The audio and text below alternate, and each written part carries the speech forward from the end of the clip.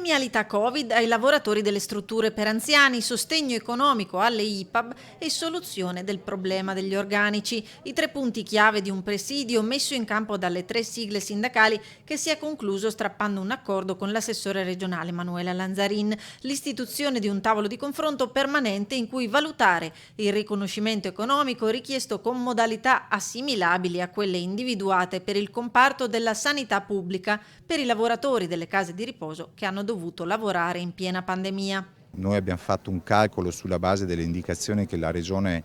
ha indicato anche alle conferenze stampa che teneva a Marghera, e se è un 25% di lavoratori di strutture coinvolte, noi abbiamo fatto un calcolo che parliamo tra i 7.000 e i 10.000 lavoratori. Il problema degli organici all'interno delle RSA, delle IPA, sia pubbliche che private,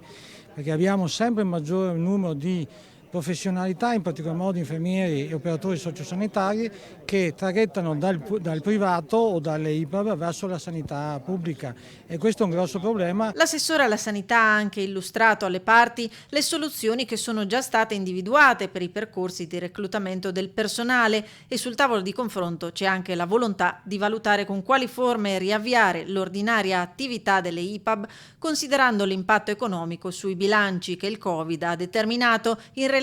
al blocco dei nuovi ingressi in strutture e sulla copertura dei posti freddi. Un accordo che soddisfa i rappresentanti sindacali, che sperano che la tornata elettorale non vanifichi le intenzioni.